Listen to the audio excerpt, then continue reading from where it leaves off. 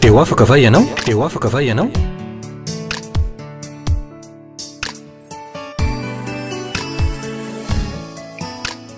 Fandarana iarana fiangonana Refi Androndra kely. Eny ary tompoko dia ampifaliana lehibe indray no anolorako miarahaba ho antsika rehetra izay manaraka izao fandarana izao amin'ity maraina ity. Misaotra n'Andriamanitra lehibe tsika noho ny fahasoavany sy ny fitahiny ka nanomezany antsika izao andro izao indray ahafahantsika miaraka manaraka ny tenin'Andriamanitra. Isaoranay koa ny tompo izay nanome antsika ny tombonandro fahavelomana, mbola nomeny fahasoavana sy famindrapo isika ka afaka indray hifampahery amin'ny alalan'ny tenin'Andriamanitra eto amin'ity fahitalavitra ity. Ny anasako anao dia izao, manarahatra amin'ny farany fandarana fa hoy aminao androany afaka ny tena hita aniso ny fiainanao Andriamanitra.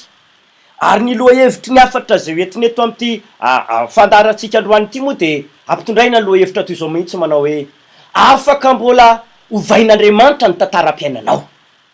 Averiko tsara, afaka mbola hovain'Andriamanitra ny tantaram-piainanao. Araka izany tenin'Andriamanitra izany dia izao, na inona zavatra mety misy, zavatra mitranga mampahory anao, na verevitra anao, na matotra amin'ny fiainanao fanendritry ny taona maro, volana maro, andro maro, eny mety hatramin'ny fotoana natsarovanao saina angambany dia tsampanao mihitsy ny hoe ory ianao, nijaly ianao, tsy mba nahita fitiavana taman'olona, tsy mba nahita fitiavana tamin'ny ray aman-dreny, tsy mba nahita fitiavana ihany koa tamin'ny olon-tiana. Eny, maro ny olona niona tamiko zao ohatra hatrany am-pianarana azy tamin'ny fotoana ny anarany dia zao mihitsy ny teneniny hoe nanomboka tany amin'ny mpampianatra, ny tompotra ndraikitra tao amin'ny sekoly, ny mpiara-mianatra dia tsisy tena mahotra ny tsisy mpaty azy, tsy mahazoazo anazy daholo dia fahoriana ny fiainany. Ary nahatonga ny olona io ny tokamonina ny lasa ohatra ny nanjenjena ary manirery ny fiainany. Zavatra lehibe nefa mandresy lahatra ary havana izay miaino ankehitriny dia izao, ao amin'i Jesosy dia azo hovaina daholo ny tantara rehetra, afaka mbola hovaina daholo ny tantara rehetra sy ny zava-misy rehetra, na inona na inona. Ka izay indrindra ny antsoko anao izay manaraka ity fandarana ity androany ho resy lahatra tena ino fa azo hovaina ny zavatra ratsy, ny tantara ratsy, ny fiainana ratsy, ny zavatra tsy nahafinaritra rehetra zay niainanao teo aloha.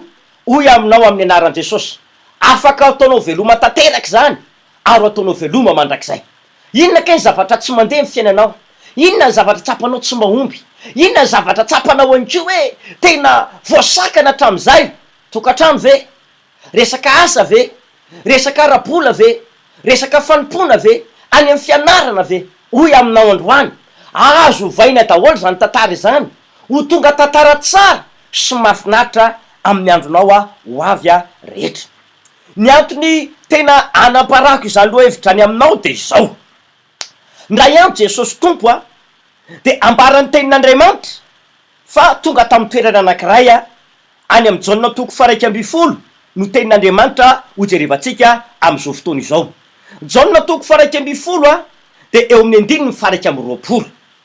Jaona toko 1:20 ao amin'ny 9:20. Zao vaky ny tenin'Andriamanitra amin'ny anaran'i Jesosy. Aroa Marta tamin'i Jesosy, tompoko, raha teto ianao dia tsy maty ny anadahako. Nefa mifantatro fa na dia ankehitriny izao aza na inona no ankatanao amin'Andriamanitra dia omen'Andriamanitra anao.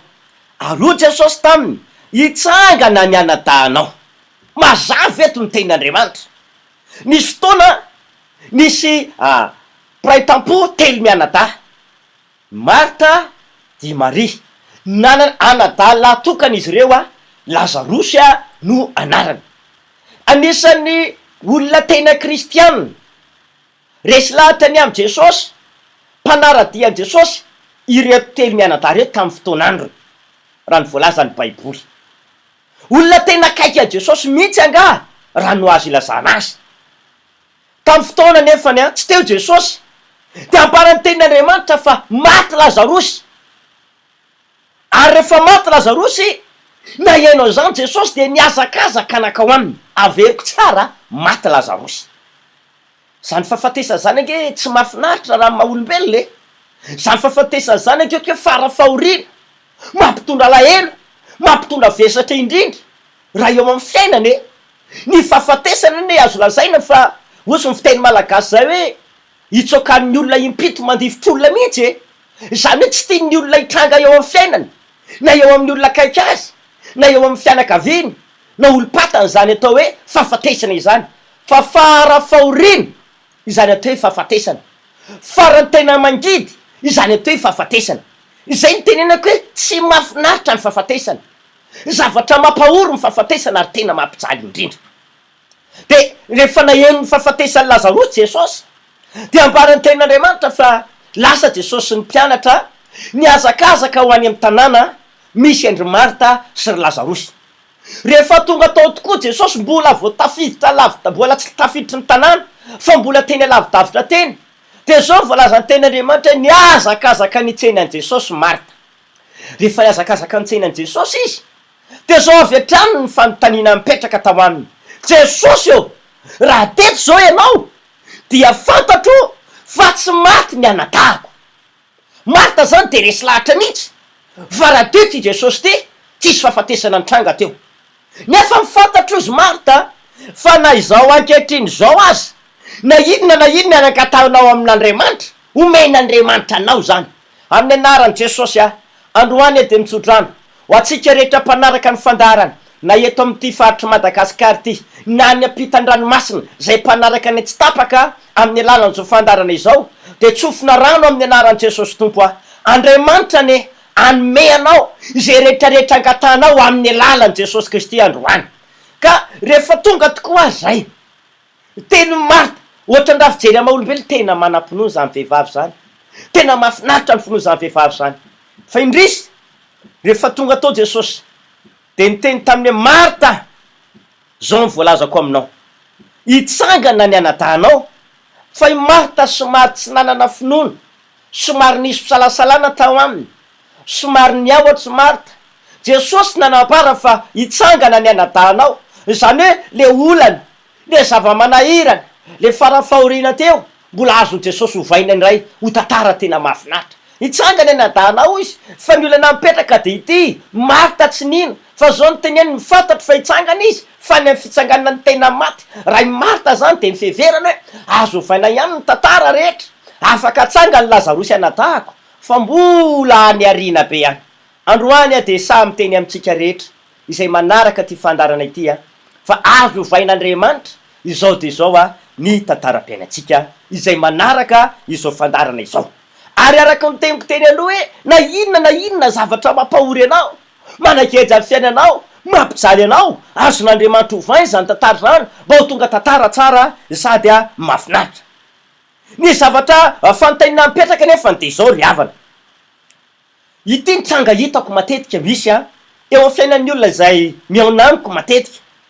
Ianao kristianina, ianao mivavaka isan'andro ao trano, ianao mazoto mahondro fotoam-bavaka, tsy haiko mety isaka sabotsy, mety isaka alahady, tena mivavaka foana ianao, manompo an'Andriamanitra foana ianao, mitondra ny fanirianao, mitondra ny olanao, mitondra ny zava-manahiranao eo anatren'Andriamanitra. Nefa zavatra tsikaritra sy hita de zao, ny fiainanao de fahoriana foana, mikorotan-dava, mahantra lalan-dava, to zavatra mampahory foana ny zavatra mitranga amin'ny fiainanao. Nefany ny Baiboly de milaza manao hoe Jesosy Tompo mihitsy no niteny izany afatra izany ao amin'ny Jaonina 10 somary makany aloha kely tsika, ao amin'ny 9 tapany faharoa de zao niteny Jesosy hoe izaho avy ozy mba hananany olona fiainana sady ananany be dehibe. Averiko le teny Jesosy, izaho avy mba hananany olona fiainana sady ananany be dehibe. Ary amin'ny Jaonina 4:17 izy de mbola samy teny manao hoe fiadanana nomeko anareo ary fiadanana no velako anareo. Jesosy de zao sady mpanome fiainana be dehibe ho an'ny olona mpanaradia azy, no mpanome fiadanana. Zay no natonga ny Marta namparan Jesosy hoe marina ny famapahelo maty ny anadanao fa afaka atsangako zany Jesosy Lazarosy zany, afaka atsangako zay ny anadanao. Ny fiainana nampalahelo, ny fiainana tsy nampiadana, ny fiainana nampahory, afaka hovain Jesosy mba hitona fiadanana indray. Jesosy ho avy ananatsika fiainana be dehibe, Jesosy ho avy mba ananatsika fiadanana. Zay mihitsy ny programan'Andriamanitra sy ny tanjon'Andriamanitra na ny rahany an Jesosy ho tonga tety ambonin'ny tany de mba hananany kristianina, hananany olona mivavaka fiainana be dehibe, fiainana fiain'ny fiadanana. Zay mihitsy ny tokony ho izy. Hoy aho teo hoe ianao zay kristianina mivavaka isan-kalahady, mivavaka isan'andro ao an-trano io, nefa ny fiainanao toa ohatran'ny korotandava, fahoriana foana, alahelo foana, nefa Jesosy tompo ary nilaza zany afatra izany. De hoy ahako zany, ametraka fanontaniana fahandroany manao hoe de mbola tsy mipetraka taminao ve fanontaniana na nanitikitika ny sainao hoe inona ny antony mahatonga izany, nefa za mitona anarana hoe kristianina, nefa za mitona titra hoe mpivavaka, zahako le mivavaka isan'andro isan'andro ao anatin'ny trano ao, mitondra ny olana, mitondra ny faniriana, mitondra ny fahoriniko rehetrarehetra eo anatren'Andriamanitra mpitondra fiadanana. De mbola tsy nanitikitika ny sainao koa ve hoe inona ny antony mahatonga na tsy afaka olana, tsy afaka fahoriana, tsy afaka ady, nefa lay Jesosy zany afaka manova ny tantaram-piainako, lay Jesosy zany afaka manome fiadanana sy fiainana be dehibe. De maninona kosa ianao kristianina, maninona isika zay mpivavaka no mikorotan-dava ny fiainana, tsy mba mahita maminy amin'ny fiainana mangidy foana, tokantrano mikorotana, asa mikorotana, arabola mikorotana, fiainam-pitiavana mikorotana, fianarana mikorotana, zay atao rehetra de ohatra mikorotan-dava foana. Ianao ohatrany hoe feno fahoriana lalan-dava ary indraindray de ranomaso isan'andro ny fiainana. De zay no natonga anahy nametraka fanontaniana hoe tsy mbola mipetraka taminao tao an-tsainao ve hoe inona ny antony mahatonga izany zavatra izany amin'ny fiainako, ary tsy mbola nanitikitika anao ve hoe inona ny antony mahatonga izany mitranga eo amin'ny fiainako. Antony roa na maliko azy androany hoe inona ny antony mahatonga fiainana olona na fiainana kristianina hitsangana zavatra toy izany mandrakariva. Antony voalohany dity, na mbola misy fahotana ao am'le olona, misy fahotana zay tsy fon'le olona ao, izy te hita fitahina, izy te hita fiainam-baovao, izy te hita fanambinana avy amin'Andriamanitra, nefa izy de izao misy fahotana etsy fikiriny, misy fahotana etsy sy foana. Zany hoe sady mivavaka izy mbola manota, sady mivavaka izy mbola tsy mety mafoy fahotana. Ohatra am'izany zao any amin'ny Josoa toko fahafito any manomboka amin'ny 1 ny fotoana zanak'Israely no tarihan'ny Josoa tam'izany fotoana de nanafika tanàna kely anankiray tanànany Ai. Rehefa nalefa Josoa tany reo mpisafy tany de ambaran'ny baiboly nitona tatitra tao amin'ny Josoa zay kely le tanàna, vitsy ny olona ao amin'ny tanàna io. Noho izany tsy tokony andefa olona be dehibe tsika ao amin'ny tanànany Ai, fa tokony 2 arivo na 3 arivo lahy ihany ny tokony alefany de ampy hitondra fandresena ao atsika. Zany hoe ny fanantenana, ny finoana de fandresena zay ny natenainy Josoa sy ny vahoaka Israely. Indrisy anefa fa nisy lehilahy iray tao atao hoe Iakana. Io Iakana io de voalazan'ny baiboly any amin'ny 10 fa nanota Josoa toko fahafito manomboka 10 nanota Josoa, nanota izy ireo. Rehefa nisy fahotana nataony nangalatra, naka tamin'ny zava-boahoziny izay nandaran'Andriamanitra azakitiany. Rehefa nakan'io zareo na de niankina tamin'Andriamanitra, napetraka tamin'Andriamanitra ara niady ny lalaka le, de inona ozytsika zavatra nitranga? Resy ny zanak'Israely ny amboty eo am'lohan'ny fahavaliny, nilefa izy ireo ary tsy azo ny fandresena. Tsy tongatonga ho azy tompo ny karazana fahoriana, ny karazana olana, ny karazana ady miseho fiainantsika io, fa mety no le fahotana zay mbola akamamin'ny olona, no le fahotana zay mbola tsy fon'le olona, de zany no fototra mahatonga le ady sy le olana sy le fikorotanana sy le fahoriana tonga teo amin'ny fiainan'ny olona. Antony faharoa ihany koa raha efa mbola nitikitika ny sainao na ihany koa hoe mety efa mpana lasa sainanao hoe inona ny antony mahatonga ny fiainakotrany fa za kristianina. Ny antony faharoa de matetika ambaranay eto amin'ity fahita lavitra ity de zao, satria na de mpino kristianina efa manana ny Jesosy ao anatiny aza le olona de zao betsaka ny olona tena mbola misozona manapaka eo amin'ny fiainana. Amin'ity antony faharoa ty de zao, marobe ny olona hitanay mihaona aminay miresaka aminay tena hoe mbola misozona eo amin'ny fiainana, mbola misozona tsy tapaka na mbola misy fanaraty tsy voaroaka izay mamatotra azy ka hoy amintsika zay tonga eto zany. Raha le antony faharoa hoe misozona tsy tapaka na mbola misy devolo tsy voaroaka eo amin'ny fiainantsika de zao, marina mety efa afaka tamin'ny fahotany ianao, marina efa nanapa-kevitra tena hoe andao ny ota mba hiaina amin'ny fiaina-baovao ianao, mba ahitanao an'Andriamanitra mitahy, ahitanao an'Andriamanitra miasa eo amin'ny fiainanao, kanefa ny ranomaly tsy miova ihany ny fiainanao de tokony eo ianao no tokony tena andinika tsara hoe sao de mbola atoamiko karaha le oziny, sao de mbola tsy tapaka karaha le oziny, ary sao de mbola misy fanaraty tsy voaroaka aza eo amin'ny fiainako. Zao mantsy no izy re mpiaino ajaina. Aza dino a fa tsy mitsangatranga ho azy io zavatra miseho eo amin'ny fiainatsika mandavataona io, fa matoy miverimberina ary tsy mety afaka eo amin'ny fiainanao de ao zay raha averiko tsara.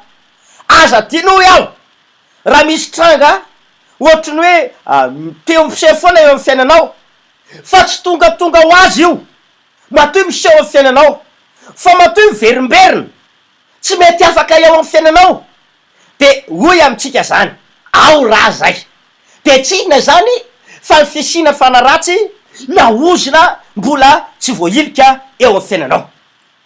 Zao no izy e, tena mitondra olana lehibe ho an'ny fiainana kristianina na ho an'ny fiainany zanak'olombelona na ho an'ny fiainany tany sy ny hoaviny ny fisina ozina zay mbola mitoetra eo amin'ny fiainana. Tena mitondra olana lehibe ho aho ho an'ny fiainany zanak'olombelona na ho an'ny kristianina na ho an'ny tany zay honenana ny fisina ozina na fanaratsy mbola manapaka eo amin'ny fiainana. Ary mampahory mandavataona ary mety hoentin'ny olona mandramaty izany fahoriana sy olana sy ady eo amin'ny fiaina zany raha tsy tapaka ny ozina.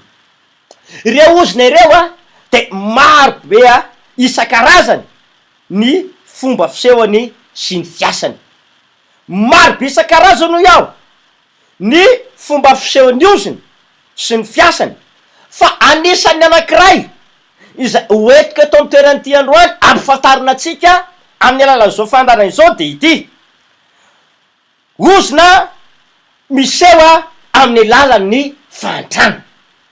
Averiko tsara le izy, ozina miseho amin'ny lalan'ny fantrana. Araka le loha hevitra atsika nefa hoe afaka azovaina tanteraka io tantaram-piainanao io de zao, mety tena ianao mpanaraka am'izao fotoana zao mienty fandarana ity ao anaty fantrana mangitrokitroka, tena efa mba mivavaka ihany ianao fa mbola mahantra foana ve?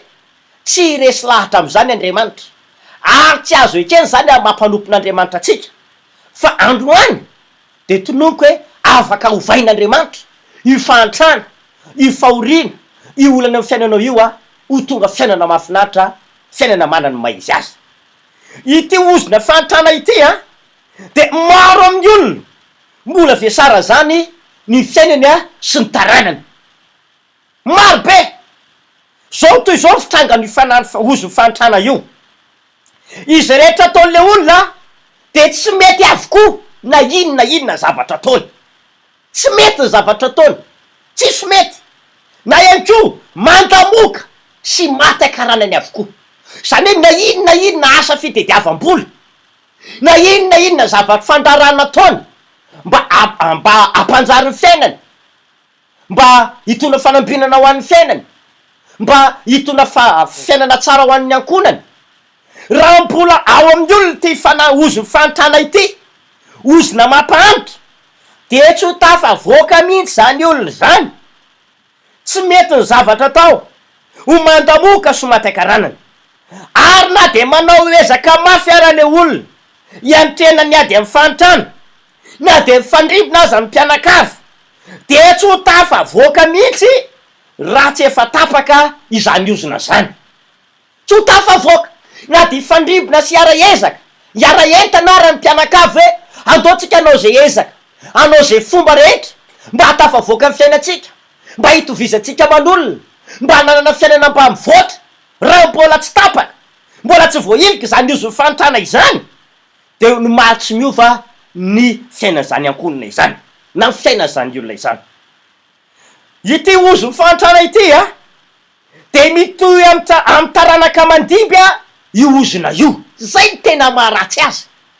Mitohy amin'ny taranaka mandimby zany hoe raha nisy ozony fanontana le ray aman-dreny be, misy ozony fanontana le ray aman-dreny miteraka, de na le taranany mandimby azy de mbola vesara zany ozony fanontana izany a raha ohatra ka mbola tsy tapaka ilay ozona eo amin'ny fiainan'le olona.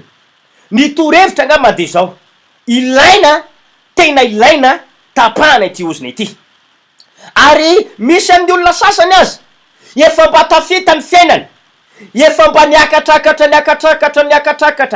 ambony fa no ilay ozona mbola tsy tapaka de lomaro tsy miova ihany ny zavatra miseho eo amin'ny fiainany. Efa mba nanao ezaka mafy ary efa mba tena niakatra nahitako olona zao ndresaka tamiko izy na iandro de zao mihitsy ny teny le olona tamiko, tena za pasteur nisy fotoana izy efa tena mba nahazo vola amina tapitrisany, nahazo asa tsara ako ary na iza rehefa nananteny velomatreo ny fahantrano, ataoko velomatreo tsy hifisina mba ho ambidina am'izay za sy ny taranako, fa volana vitsivitsy taty arina no le ozona mbola tsy tapaka teo aminy de nampalelo dity a niverina n'andro, niverina tao anaty fahoriana, niverina tao anatin'le fiainana taky ny tany aloha indray a ny fiainan'izany olo zany. Araky ny teniko teo hoe no le ozona mbola tsy tapaka de zao omaro tsy miova ihany ny zavatra miseho eo amin'ny fiainana. Ary tsy vitsy ara re olona efa hitanay nyresaka taminay mihitsy hoe efa tena nanao dingana lehibe nanolotra ny fiainana ao an'Andriamanitra, nitondra anarana hoe kristianina mba anatena fitahina avy amin'Andriamanitra, ahitany fanambinana sy fiainana vaovao, fa raha mbola tsy tapaka le ozona de tsy ho tafavoaka satria nahoana io ozona mitambesatra io no mampahory ny olona maro. Tsy vitsy ny olona hitambesara ny ozony fanontana ary na inona zavatra ho ataony, mampiasa vola na hivarotra na hiasa tena na hoaizana ho azy io olona io, na de nanolotra ny fiainanan'i Jesosy araky ny teniko teo azy, ekeny hoe mifanahanao vovonjy, ekeny hoe mifanahanao ao amin'ny tompo, fa ny fiainanao amin'ny ankapobeny, ny fiainanao amin'ny andavanandro de mahantra tsy ho tafavoaka mihitsy mandrakariva. Raha ianao zany olona zany androany de miantso anao amin'ny anaran'i Jesosy, atena ho tonga saina anapa-kevitra noho izay antony zay hoe sao de mba ozony fanontana tokoa azy, ny mahatonga ny fiainako tsy tafavoaka ohatr'izao nefa za mba mpivavaka manompo an'Andriamanitra ihany de maninona mahantra foana, mandeha niafatra avy any am-piangonana, mandeha nitoroteny, atao mivavaka isan-karazany, fa maninona ka ny fiainanao no tsy miova fa mahantra eny foanafoana. Hoy amintsika hoe tsy tongatonga ho azy zany fa ao raha de tsinona izany fa le ozona mpitondra fahantrana. Ka ahoana ary ny tokony ataotsika? Ny tokony ataotsika voalohany de ity: mila mino sy manapa-kevitra handray an' Jesosy Kristy ho tompo sy mpamonjy ny fiainanao ianao. Tsy maintsy mino an' Jesosy ianao fa izy ny mpamonjy anova ny tantaram-piainanao taka an'izay nataony tamin'ny andron'ny Lazarosy rehefa maty ka hoy Jesosy manao hoe hitsangana indray ny anadanao matsy any Maria. Tsy maintsy mandray an' Jesosy tompo isika hoy aho. Faharoa, mila tena resy lahatra sady mangeta eta fanafany ianao fa tena mbola ao le oziny ary io no mahatonga ny fiainatsika mbola mahantra mandavataona. Tsy maintsy mangeta eta fanafany ianao ary tsy maintsy resy lahatra mihitsy ianao tena ty ozony ty zany ny mahatonga ny fiainako ohatr'izao. Ry mpiaino avanao, mino aho fa tadiditsika foana ny afatra matetika verina eto hoe tena misy ny ozony ary mampahory. Anisan'izany ny ataony mitondra fahantrana tany amin'ny ray aman-dreny, tany amin'ny razambe, teo amin'ny fiainana manokana, teo eo amy taranaka de antra foana ave tsy ho tafavoaka misy ary efa mpanianatra be nzena nandalina fianarana tafita fianarana fa saingo mampalento ity tonga amin'ny fotoana mpaitadiavany fivelomana de mahantra eny izy fa tsy ahita azy mety anisan'ny zany ianao zay miainao azo ao manaraka amin'ny fandarana mety nianatra be ianao nandraty fahalalana maro ianao fa ankehitriny ianao mety eo anatina fantrana tsy mety mahita asa mihitsy hoe tapahatsika zany io zao zany de ho afaka tanteraka iova ny tantaram-piainanao fa telo anko ny zavatra tokony ataonao de ity tsy maintsy tapahana amin'ny anaran' Jesosy le ozina averiko tsara tsy maintsy tapahana i oziny io iaho satria nahoana Jesosy tompo de amparany bokyny Galatianina fa tonga niatona teo ambonin'ny azo izy mba hitondra ny oziny no amin'ny olona rehetra zay mino azy takan'le hoe nokapohana Jesosy ary dia kapoka taminy fanasitranana ho an'ny olona de fanazavana hoetiko ary de ity sy hoe efa nentin' Jesosy to amin'ny azo ijaliana le oziny efa nivesatra ny oziny to amin'ny azo ijaliana Jesosy de tsy mila manapaka intsony ve zany tsika fa tonga de afaka ho azo ny oziny tsy any valina satria nahoana ny anjanjivako azy de izao takany hoe efa nentin' Jesosy zao tamin'ny alany de kapoka ny aretany fananiariny fanaitainana nifa aretina rehetra oziny baiboly hoe dia kapoka taminy fanasitranana fa raha tsy ataony vavaka ho amin'ny marary raha tsy ataony fametrahan-tanana am'le marary de tsy ho sitrana mihitsy le olona indrindraindrindra raha tsy nanao vavaka ho an'ny marary lay mpanompon'Andriamanitra ary raha tsy mino ny fanasitranana amin'ny alalany dia kapoka ny aretan' Jesosy le kristianina anankiray marary de tsy ho sitrana mihitsy le marary raha tsy ataony vavaka ho an'ny marary raha tsy ataony fanosorana diloilo de tsy ho sitrana le marary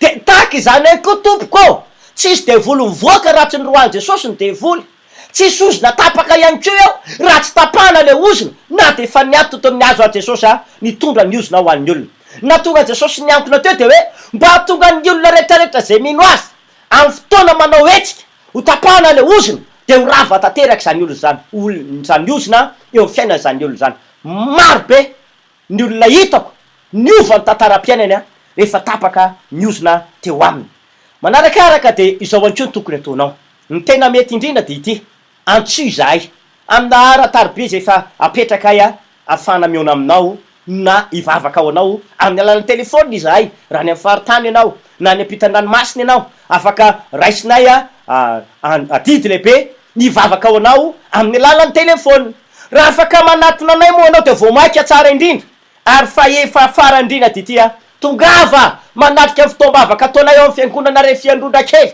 miantso anao zahay tena mitona anao amin'ny anaran'i Jesosy raha tianao tena iova tantaram-piainanao io mo tonga tantara tsara sady mafinatra de tongava manatrika fitombavaka isaky ny atalata sy alakamisy amin'ny ray ora sasany de misy fotoam-panafahana lehibe anafan'Andriamanitra ny fiainanao ary isaky ny alahady de misy fidirana inefatra amin'ny fito sy amin'ny raiky amin'ny folo zao de fotoam-panafahana na hoe spécial délivrance fa amin'ny sivy samy ray ora sasany de misy fampianarana tenin'Andriamanitra kanefana mbola misy vavaka atao any ko ao anatin'izany fotoana izany ka toy izay sy toy izay torevitra ambarako amitsika raha tiatsika iova ny tantaram-piainatsika ivavaka sika am'izao fotoana zao nefa mialohan'ny ivavahana de averiko ny numéro telefôna ifandraisana aminao 032 04 632 60 032 04 632 60 na 034 13 707 59 034 13 707 59 Pasteur Claude Rakotonjanahary avy amin'ny fiangonana Refy Androndrakely de manasa tongava tompoko manatrika ireo fitombavaka zay fanabarako teo fandaram-potoana ivavaka ao anao am'izao fotoana zao mandolia anao apetrao fonao ny tananao fa iova ny fiain'ny tantaram-piainanao androany raha eo sotranao amin'ny anaran'i Jesosy any amin'ny teny nampitondrainao niafatra nentinao teto aminay androany amin'ny anaran'i Jesosy mamindrafo amin'ny olona rehetrarehetra Andriamanitra raiko zay ao anaty olana fasairanana ao anaty naady na aretina sy fanaitainana fona aminao Andriamanitra sitranina marary amin'ny anaran'i Jesosy tapahana ny ozina amin'ny anaran'i Jesosy miala amin'ny fahoriana sy fangirifirina amin'ny anaran'i Jesosy anak'Andriamanitra velona tapahako le ozina mampahantitra raha vaina tanteraka miala amin'ny olona zay mpanaraka zao fandarana izao foanana amin'ny anaran'i Jesosy Kristy tsofina rano na iza olana anaraka ty fandarana ity ho vain'Andriamanitra ny tantara-piainana ho afaka tanteraka izy amin'ny anaran'i Jesosy azo tanina marary sotra Jesosy voninahitra ho anao Andriamanitra raiko amin'ny anaran Jesosy, amen. Dia samia ho tain'Andriamanitra tompoko de mirary soatsika rehetra samy hita fahasoavana avy amin'Andriamanitra. Teo afaka va ianao? Teo afaka va ianao?